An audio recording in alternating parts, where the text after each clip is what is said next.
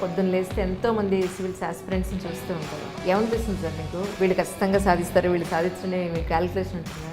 తెలిసిపోతుందండి. ఎందుకంటే ఈ మూడు ఎవరి దగ్గర అయితే ఉంటుందో obviously they will be the winner. Vishnu IAS academy అసలు ఈరోజు ప్రారంభానికి ముందు ఒకసారి మీ జర్నీ గురించి తెలుసుకోవాలనుకుంటున్నాను. మా ఊర్లో ఎలా ఉండేదనంటే ఒక బస్సు వస్తే మళ్ళీ ఆర్టీసీ బస్సు వస్తుందనంటే మళ్ళీ వెనక్కిపోతుంది నమ్మకం లేదు.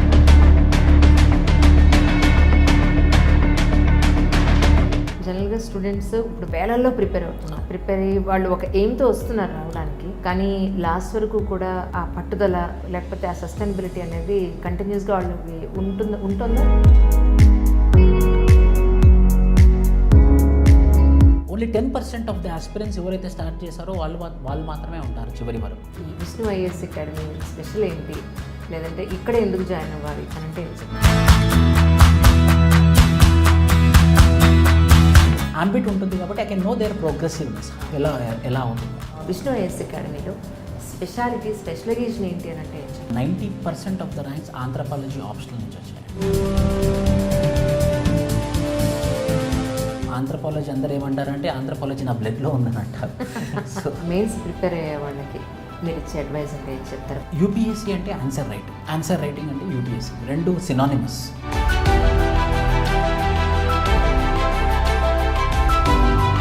ఈ 3 నెలల టైం పీరియడ్ ప్రిలిమ్స్కి మెయిన్స్కి మధ్యలో ఉన్న time period. Civils aspirants parents pressure ఎలా ఉంటుంది? మీరు వాళ్ళ పిల్లలు తీసుకుని మీ దగ్గరికి వచ్చినప్పుడు, లేదా ఫస్ట్ అటెంప్ట్లో రానప్పుడు, లేదా లాస్ట్ అటెంప్ట్ ఇచ్చేటప్పుడు? స్టూడెంట్స్ కూడా దాన్ని ప్రెషర్లా తీసుకొని వాళ్ళు కూడా బాధపడుతున్నారు. మొన్న రిజల్ట్ వచ్చిన తర్వాత సాయంత్రం ఒక అబ్బాయికి ర్యాంక్ రాలేదని సూసైడ్ చేసుకున్నాడు. ఇప్పుడు చాలా వరకు సివిల్స్ ఆస్పిరెంట్స్ పొద్దున్న క్లాసెస్కి వచ్చి మధ్యాహ్నం వరకు మళ్ళీ వాళ్ళ పనులేమో చేసుకున్నారు, తిండి మళ్ళీ ఇంట్లో వాడున్న రూము పనులు చేసుకున్నారు, మళ్ళీ సాయంత్రం ఒక క్లాస్ అటెండ్. ఈ జర్నీలో actually students do's and don'ts అంటే ఏం చెప్తారు? మీకు strong motivation, self motivation, you should be inspiration for yourself. Sir, ఈ జర్నీలో ఎవరైనా సివిల్స్ ఆస్పిరెంట్స్ ఆర్థికంగా వెనుకబడ్డ వాళ్ళు కానీ, ఒకవేళ అలాంటి వాళ్ళు వస్తే కనుక మేము ఇలా ఫిల్టర్ చేస్తాం, ఏదైనా ఫైనాన్షియల్గానే హెల్ప్ చేసాము, ఎవరైతే అకాడమీస్ కోసం వెతుకుతూ ఉంటారో ఎక్కడ జాయిన్ అవ్వాలని, సో అలాంటి వాళ్ళందరి కోసం మీరు ఏం చెప్తారండి? ఏదైనా ఒక అకాడమీకి వెళ్ళాలి అని అన్నప్పుడు మీ జీవితంలో 2 వయసులో ఉన్నటువంటి 2 సంవత్సరాల కాలం మీరు పెడుతున్నారని అంటే ఆ టైంలో మనము బిల్గేట్స్ కూడా కావాలి.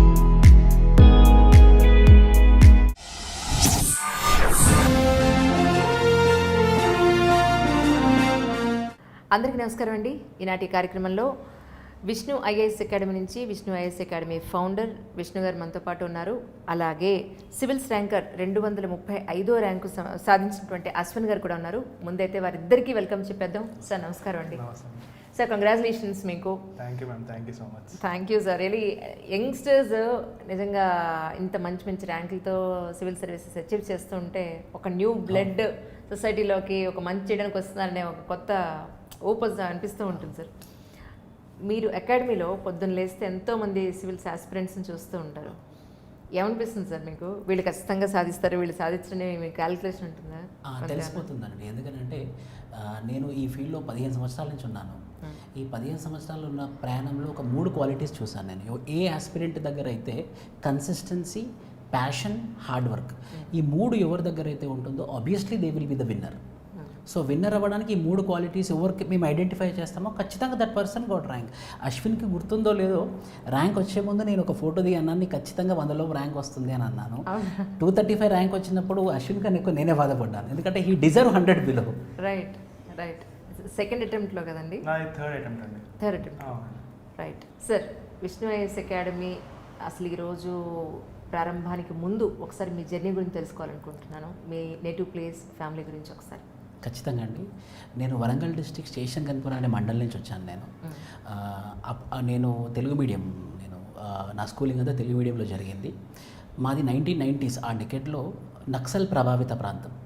సో మా ఊర్లో ఎలా ఉండేదనంటే ఒక బస్సు వస్తే మళ్ళీ ఆర్టీసీ బస్సు వస్తుందనంటే మళ్ళీ వెనక్కిపోతుంది నమ్మకం లేదు. అంటే బస్సులని కాల్ చేసేవాళ్ళు. నక్సలైట్స్ పీపుల్స్ వార్ గ్రూప్ అని ఇలా నక్సల్స్ గ్రూప్ ఉండేది. అప్పుడు మాకు టీచర్స్ కూడా వచ్చేవాళ్ళు కాదు. సో 8th క్లాస్ వరకు అక్కడ చదివిన తర్వాత నేను 9th 10th మా ఊర్లో కూడా వ్యవసాయం ఏం జరగకపోవడం వల్ల మా పేరెంట్స్ కూడా వలస కార్మికుల్లాగా మంచిర్యాల అనే ఊరికి, వరంగల్కి ఇలా వెళ్ళి అక్కడ నా స్కూలింగ్ నేను కంటిన్యూ చేశాను అనమాట. ఆ తరుణంలో ఇంజనీరింగ్ కంప్లీట్ చేసి LLB LLM చేసి MA ఇన్ ఆంథ్రపాలజీ కూడా చేశాను నేను. ఆ యూపీఎస్సీ 4 attemptsలో 3 attempts యూపీఎస్సీ ఇంటర్వ్యూకి వెళ్ళానండి నేను. ఇంటర్వ్యూ వరకు నేను 4 attemptsలో 3 times UPSC interview 2011, 2012 and 2014 attempt నేను వెళ్ళాను. సార్ రీజన్ ఏమైంటుంది ఇంటర్వ్యూ వరకు వెళ్ళి రీచ్ అవ్వకపోవడానికి కారణం ఏంటంటారు? ఎస్ మేడం, చాలా మంచి ప్రశ్న ఇది. ఎందుకనంటే నాకు అప్పుడు ఒక ఫ్యామిలీ బ్యాక్గ్రౌండ్, ఎకనామికల్ బ్యాక్వర్డ్నెస్ వల్ల అప్పుడు కూడా ఇన్స్టిట్యూషన్స్ ఇంత ఇండియానే లేవు. సో అప్పుడు నాకు ఏదైనా డౌట్ వస్తే ఏదైనా మెంటర్కో ఏదైనా ఫ్యాకల్టీకో ఎవరికైనా ఫోన్ చేద్దాము అంటే ఎవరి నంబర్ లేదు. Because there is no other faculty who is approachable, ఎవరు అందుబాటులో లేకుండా అనమాట. నాకు ఆ రోజు అనిపించింది ఎంత కష్టపడ్డా కూడా ర్యాంక్ రాలేదు, నాకు ఏదైతే రాలేదో వేరే వాళ్ళకి రావాలి, నన్ను నమ్ముకున్న వాళ్ళు కానీ లేకపోతే నా స్టూడెంట్స్కి కానీ రావాలి, వాళ్ళకి వచ్చిన వాళ్ళకి ఎప్పుడు అందుబాటులో ఉండాలి. You believe it or not madam, with lot of honesty I'm telling you, నా స్టూడెంట్స్ ఇప్పటివరకు నాకు ఒక్క కంప్లైంట్ కూడా విష్ణు సార్కి మెసేజ్ చేసినా, కాల్ చేసినా లిఫ్ట్ చేయలేదు, రిప్లై ఇవ్వలేదు అనే కంప్లైంట్ లేదు. అవునా? The total journey of my 13 years. Sir అంటే మీరు ఏం చదువుకున్నారు, మీ పేరెంట్స్ గురించి? మా పేరెంట్స్ ఇద్దరు, మా ఫాదర్ 10th క్లాస్ వరకు చదివారు, మా మదర్ అన్ఎడ్యుకేటెడ్. మేము వ్యవసాయం కుటుంబము. వ్యవసాయం తర్వాత వలస కార్మికుల్లాగా బతకడానికి కోసమని మంచిర్యాల అనే పట్టణం, ఒకప్పుడు ఎర్స్ట్వైల్ ఆదిలాబాద్ డిస్టిక్లో మంచిర్యాల అనే పట్టణంలో, తర్వాత హన్మకొండలోకి వచ్చి వాళ్ళు బతుకుదెరువు కోసం ఏదో పని చేసుకున్నారనమాట. ఎకనామికల్లీ చాలా బ్యాక్. ఇంకోటి నక్సల్ ప్రభావిత ప్రాంతం అవడం వల్ల ఎడ్యుకేషన్ పట్ల ఎక్కువ లేకుండే. ఇంకా మీరు చూస్తే తెలంగాణ ప్రాంతంలో దొరలు అవన్నీ ఉండే అన్నమాట. సో అదంతా దగ్గరుండి చూశాను నేను. నా 10th క్లాస్ వరకు అదంతా చూశాను నేను. సో ఇక నేను ఎప్పుడైతే సిటీకి వచ్చానో మా పేరెంట్స్ తోటి, అప్పుడు నేను ఎడ్యుకేషన్ పట్ల కొంచెం ఆతృతతోని ముందుకెళ్ళాను. కొంచెం యాక్టివ్గా ఉండడము, అన్నిట్లలో పార్టిసిపేట్ చేయడము, ఒకరిని చూసి నేర్చుకోవడము, ఇలాంటి వల్ల నేను బీటెక్ కంప్లీట్ చేసి LLB LLM చేసి ఇప్పుడు నేను హైదరాబాద్ హైకోర్టులో I enrolled in bar council also. I'm advocate in Hyderabad high court as well. ఇంకోటి ఏంటంటే నేను గవర్నమెంట్ బ్యాంక్లో కూడా ఒక 2 years పనిచేసి మేనేజర్ పొజిషన్లో రిజైన్ చేశాను మేడం. నేను అప్పుడు రిజైన్ చేసి full fledged civil services mentor లాగా దిగాను. ఆ తరుణంలో చాలా ఇన్స్టిట్యూషన్స్లో, బైజూస్లో, అకాడమీలో, శ్రీ చైతన్య, నారాయణలో, CSBలో, అలానే ఢిల్లీలో మల్లుకా IAS అకాడమీలో చాలా ఇన్స్టిట్యూషన్స్లో క్లాసెస్ చెప్పాను నేను. ఎన్నాళ్ళు వర్క్ చేశారండి? ఆల్ ఓవర్ 9 years నుంచి నేను పనిచేశాను. ఓకే. నేను 2013 నుంచి 2020 వరకు నేను అన్ని ఇన్స్టిట్యూషన్స్లో పనిచేసి 2019 డిసెంబర్లో విష్ణు IAS అకాడమీ అని పెట్టి, అది కూడా అసలు కమర్షియల్ కాకుండా సూపర్ 50 అనే బ్యాచ్ ఉంటుంది మా దగ్గర. ఓన్లీ 50 స్టూడెంట్స్ మాత్రమే తీసుకుంటాం. ఏ బేసిస్లో తీసుకుంటారు మీరు? జనరల్ స్టడీస్ వాళ్ళకి ఒక స్కాలర్షిప్ టెస్ట్ లైక్ పెట్టి మనము అందులో నుంచి ఎవరైతే టాప్ 50 వస్తారో ఆ టాప్ 50కి తీసుకుంటాం మేము. 50 కన్నా అడ్మిషన్స్ లేవు జనరల్ స్టడీస్కి వచ్చేసరికి. సో అలా సూపర్ 50 బ్యాచ్ రన్ చేస్తున్నాం మేము. ఆ తరుణంలో ఆంథ్రపాలజీ ఆప్షనల్, ఇంటర్వ్యూ గైడెన్స్ ఇలా హెల్ప్ చేయడం వల్ల 2019లోనే మొదటి ప్రయత్నంలోనే ఒక 10 ర్యాంకులు, 2020లో 12 ర్యాంకులు, 2013లో 13 ర్యాంకులు. మీరు మా యూట్యూబ్లో చెక్ చేస్తే you will get the evidence. Students చెప్పడం అంటే వాళ్ళ నోటితో వాళ్ళు చెప్పారు వాళ్ళు. Right sir. జనరల్గా స్టూడెంట్స్ ఇప్పుడు వేలల్లో ప్రిపేర్ అవుతున్నారు. ప్రిపేర్ అయ్యి వాళ్ళు ఒక ఎయిమ్తో వస్తున్నారు రావడానికి, కానీ లాస్ట్ వరకు కూడా ఆ పట్టుదల లేకపోతే ఆ సస్టైనబిలిటీ అనేది కంటిన్యూస్గా వాళ్ళకి ఉంటుందా మీరు చూస్తున్న స్టూడెంట్స్? ఉండదండి, ఇది అస్సలు ఉండదు. ఎందుకంటే ఇప్పుడు నేను ప్రిపేర్ అయ్యేటప్పుడు కూడా నాతో పాటు ఎవరు ప్రిపేర్ అయ్యారో మెల్లిమెల్లిగా డ్రాప్ అవుట్స్ ఉంటాయి. ఓన్లీ 10% ఆఫ్ ద ఆస్పిరెంట్స్ ఎవరైతే స్టార్ట్ చేశారో వాళ్ళు మాత్రమే ఉంటారు చివరి వరకు. ఎవరు ఉంటారంటే ఎవరి దగ్గర అయితే స్ట్రాంగ్ వై ఉంటుందో, నేను ఎందుకు స్టార్ట్ చేశానో అనే దానికి రీజన్ ఉన్నవాడు ఎందుకు ఎండ్ చేస్తున్నాడో అన్న దానికి కూడా రీజన్ ఉంటుంది. సో ఆ స్ట్రాంగ్ వై ఎవరికైతే ఉందో వాళ్ళు మాత్రమే కంటిన్యూ అవుతున్నారు. ఆ స్ట్రాంగ్ వై ఏంటంటే why civil services, why I want to become an IAS officer. కొందరు ఎలా వస్తారంటే పేరెంట్స్ యొక్క ప్రెషర్ వల్ల, సెల్ఫ్ మోటివేటెడ్ కాకుండా ఒకరిని చూసి ఒకరు రావడము. సో అలాంటి వాళ్ళు నిలబడరు. ఎవరైతే సెల్ఫ్ మోటివేటెడ్ ఆస్పిరెంట్స్ ఉంటారో వాళ్ళు మాత్రం. మీరు యాక్చువల్లీ సిటీలో, హైదరాబాద్ సిటీలో ఎన్నో అకాడమీలు ఉన్నాయి, కానీ విష్ణు గారికి ఎలా కనెక్ట్ అయ్యారు, ఎందుకు కనెక్ట్ అయ్యారు, ఆయన్ని ఎందుకు చూస్ చేసుకున్నారంటే ఏం చెప్తారు? నాది 2020 అప్పుడు ఇంటర్వ్యూ వరకు వచ్చాను మ్యామ్. ఆ ఇంటర్వ్యూలో పోయిందనమాట, ఇంటర్వ్యూ ప్రిపరేషన్ అప్పుడు ఫర్ ది ఫస్ట్ టైం సార్ని మీట్ అయ్యాను ఇంటర్వ్యూ గైడెన్స్ ప్రోగ్రామ్ అప్పుడు. సార్ ఒక్కళ్ళే ఆంథ్రోపాలజీకి స్పెషల్గా ఇంటర్వ్యూ గైడెన్స్ లాగా కొన్ని క్లాసెస్ చెప్పి ఏమేమి క్వశ్చన్స్ అడిగే ప్రాబల్ క్వశ్చన్స్ ఎలా ఉంటాయని చెప్పి డిస్కషన్ పెట్టేవాళ్ళు. అది నాకు బాగా యూస్ఫుల్ అయింది. సో దాని తర్వాత రిజల్ట్ వచ్చినప్పుడు చూస్తే నాకు సెలెక్షన్ అవ్వకపోవడానికి కారణం ఆంథ్రోపాలజీ. నాకు అరౌండ్ 230 మార్క్స్ వచ్చినాయి అనమాట. That is one of the lowest scoring marks ఆ ఇయర్లో. సో అప్పుడు సార్ని అడిగారు, సార్ ఇట్లా 230 వచ్చినాయి, what can I improve upon అని చెప్పి. సో సార్ అప్పుడు ఆ 3 months మేము టెస్ట్ సిరీస్ కానీ ఒక ప్రతి డైలీ ఆన్సర్ రైటింగ్ చేసేవాళ్ళం. సార్ నేను కూర్చొని సార్కి పంపిస్తే ఎవాల్యుయేట్ చేసి ఇచ్చేవాళ్ళు. ఎప్పుడు ఫోన్ చేసినా రిప్లై ఇచ్చేవాళ్ళు ఏమైనా డౌట్ వస్తే. అట్లాగా 3 months కంప్లీట్లీ సార్ దగ్గర ఉన్నాను. సో ఇప్పుడు రిజల్ట్ చూస్తే నాకు ర్యాంక్ రావడానికి మళ్ళీ ఆంథ్రోపాలజీ కారణం. అరౌండ్ 50 marks జంప్ జరిగింది అనమాట. సో 283 వచ్చినాయి. సో ఆంథ్రోపాలజీ క్రెడిట్ మొత్తం నేను సార్కే ఇచ్చేస్తాను. ఇప్పుడు వచ్చిన ర్యాంకులో హాఫ్ క్రెడిట్ సార్కి వెళ్ళిపోద్ది. That's great, really that's great. ఇవాళ రేపట్లో స్టూడెంట్స్ ఎవరు ఇలా చెప్పేవాళ్ళు, ఇంత ఓపెన్గా చెప్పేవాళ్ళు, ట్రాన్స్పరెంట్గా నిజాయితీ చెప్పేవాళ్ళు చాలా తక్కువ మంది అయిపోయారు sir. Ashwin and actually he's very nice person, actually very good student అనుకోవాలి ఇప్పుడు. అశ్విన్ యాక్చువల్లీ నేను మొదటి నుంచి is very down to earth.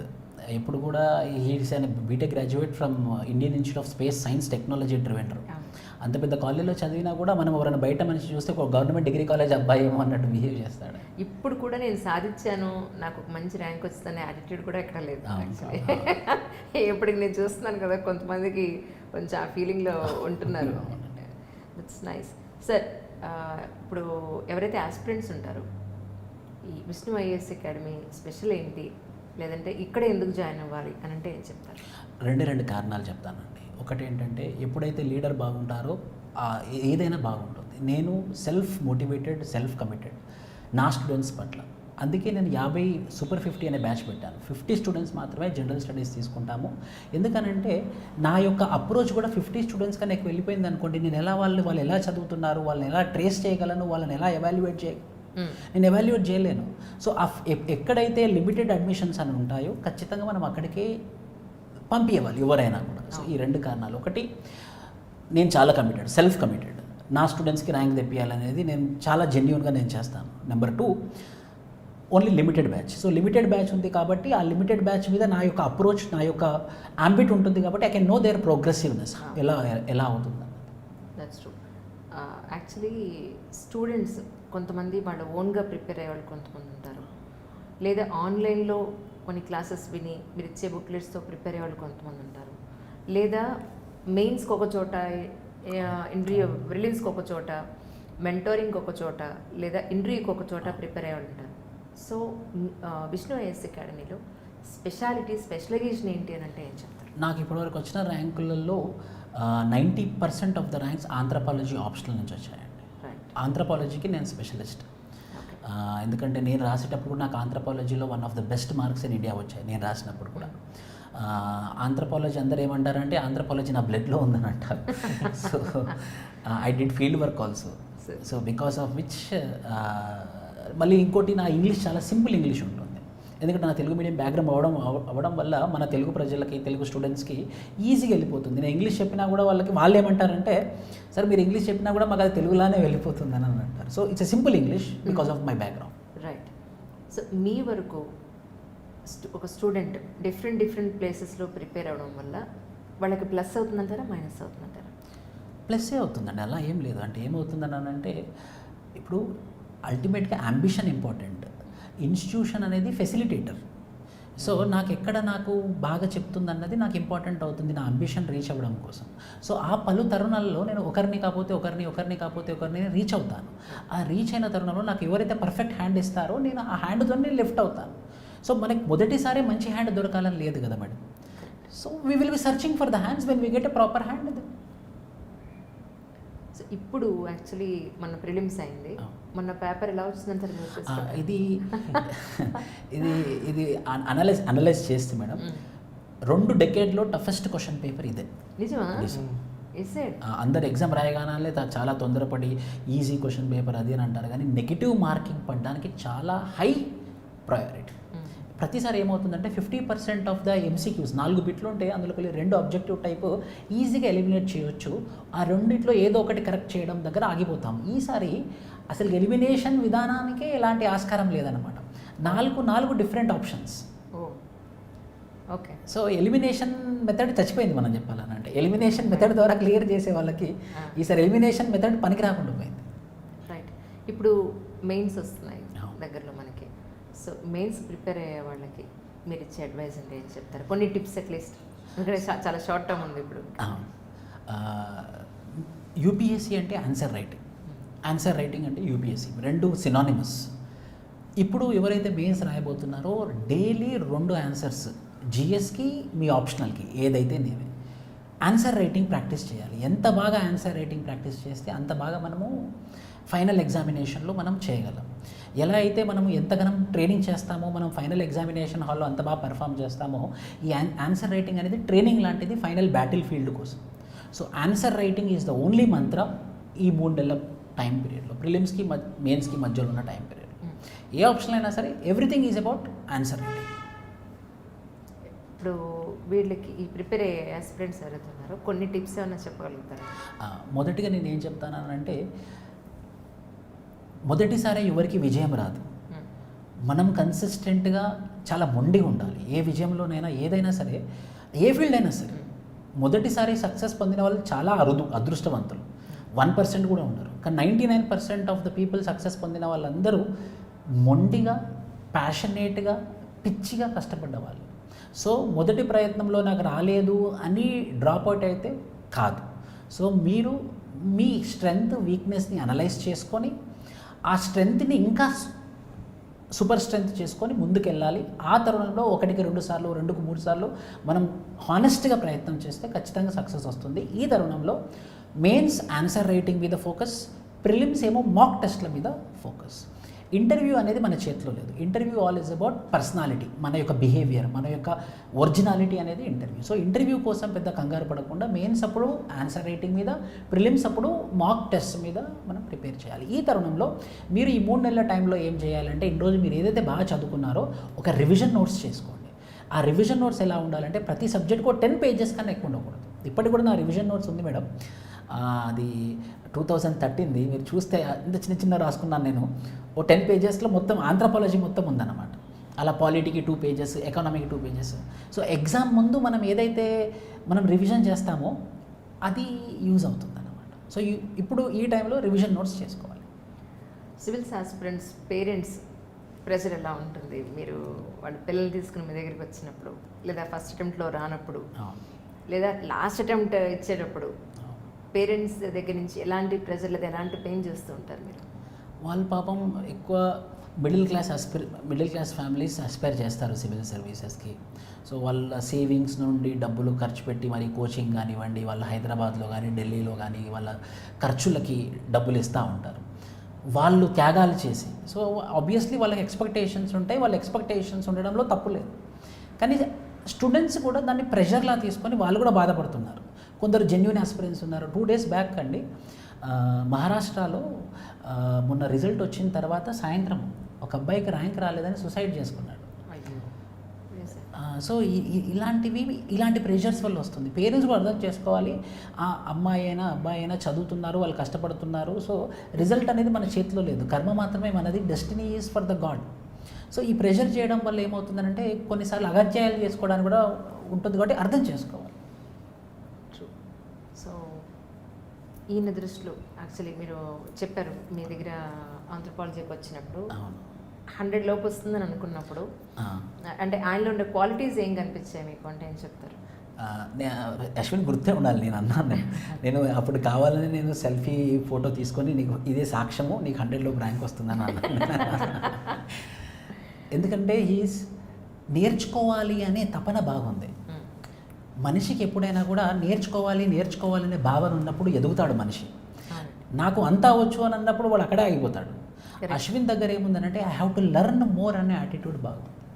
ఇప్పుడు నేను ఆన్సర్స్ తీసుకొని వచ్చినప్పుడు నేను ఎవాల్యూట్ చేసినప్పుడు పదే అనేవాడు, సార్ ఇంకేదైనా పాయింట్ చెప్పండి సార్, యాడ్ చేస్తాను, ఇంకేదైనా ఇది బాగానే ఉంది అని అన్నా కూడా ఇంకేదైనా పాయింట్ అంటే అలా మనం ఎంత బాగా ఎక్స్ట్రా పాయింట్స్ రాస్తేనే కదా మనకు మార్క్స్ వచ్చేది. To learn more attitude is what brought him to 235. Vishnu IAS అకాడమీలో ఫ్యాకల్టీ పాయింట్ ఆఫ్ వ్యూలో మీరు ఏం చెప్తారు sir? The best faculty in India Vishnu IAS అకాడమీలో ఉందండి. ఇది పేరుకు మాత్రమే విష్ణు ఐఏఎస్ అకాడమీ పెట్టామని, ఇది ఒక టీం వర్క్, ఒక ఇండివిజువల్ది కాదు ఇది. ఇప్పుడు స్ఫురన్ రెడ్డి సార్ అని ఎకానమీ చెప్తారు, రసూల్ సార్ అని హిస్టరీ చెప్తారు, గౌతమ్ సార్ అని జియోగ్రఫీ చెప్తారు. The best faculty in India are with Vishnu IAS Academy. నేను వాళ్ళ దగ్గర ప్రామిస్ తీసుకొని ఫ్యాకల్టీలా తీసుకున్నాను అన్నట్టు. ఏంటంటే మీరు క్లాస్ చెప్పి వెళ్ళడం కాదు, స్టూడెంట్ పట్ల బాధ్యత ఉండాలి. మీకు బాధ్యత తీసుకుంటారంటే రండి టీంలోకి. మీకు బాధ్యత తీసుకోతే, బాధ్యత అనేది చాలా పెద్ద పదం అండి. ఆ బాధ్యత అనేది చాలా పెద్ద పదం. మీరు బాధ్యత తీసుకుంటారంటే రండి, లేకపోతే అవసరం లేదని చెప్పాను. సో ఆ రెస్పాన్సిబిలిటీ, అకౌంటబిలిటీ ఉన్నటువంటి ఫ్యాకల్టీ విష్ణు ఐఏఎస్ అకాడమీలో ఉంది. అంటే మీరు ఏదైతే అంటారు ఎగ్జామ్ పెట్టి 50 మెంబర్స్ మీరు ఫిల్టర్ చేస్తారో వాళ్ళు తప్ప ఇంక మీ దగ్గర అదర్ స్టూడెంట్స్ ఉండరు. జనరల్ స్టడీస్కి ఉండరు. జనరల్ స్టడీస్ ఎందుకంటే అది కదా madam, okay. General studies is main. అదే ప్రిలిమ్స్లో ఉంటుంది, అదే మెయిన్స్లో ఉంటుంది, అదే ఇంటర్వ్యూలో ఉంటుంది. సో జనరల్ స్టడీస్కి మాత్రం మేము సూపర్ 50 బ్యాచ్కి 50. అచ్చా, బ్యాచ్కి ఒకటే బ్యాచ్. 1 ఇయర్కి ఒక బ్యాచ్ 50 మెంబర్స్ తీసుకుంటారు. Yeah, that's what I'm asking. In batch in the sense రోజులో ఎన్ని బ్యాచెస్ ఉంటాయి నా point. That's what I'm saying. Delhi లాగా మల్టిపుల్ బ్యాచెస్, మన హైదరాబాద్లో కూడా ఒక్కొక్క బ్యాచ్లో 300, 400, 500 కూర్చోబెడతారు. అలా కాదు, ఒకటే 50. ఒక్క సంవత్సరానికి మేము జనరల్ స్టడీస్కి ఒకటే బ్యాచ్ తీసుకుంటారు. బట్ కానీ అంటే అదర్ సబ్జెక్ట్స్కి ఇది మీరు ఆంథ్రోపాలజీకి కానీ లేదంటే అదర్ సబ్జెక్ట్స్కి ఏవైతే ఉన్నాయో, ఆంథ్రోపాలజీకి ఏమవుతుందంటే మేడం, దెర్ ఇస్ మంచి ఫ్యాకల్టీ లేదు అని చాలా, నాకు నార్త్ ఇండియా నుంచి చాలా నాకు స్టూడెంట్స్ ఉంటారు. నాకు అసలుకి తెలుగు రాష్ట్రాల నుంచి స్టూడెంట్స్ చాలా తక్కువ, ఓపెన్గా చెప్పాలి. నా స్టూడెంట్స్ అంతా నార్త్ ఇండియా. నాకు వచ్చిన ర్యాంక్స్ కూడా కేరళ నుండే.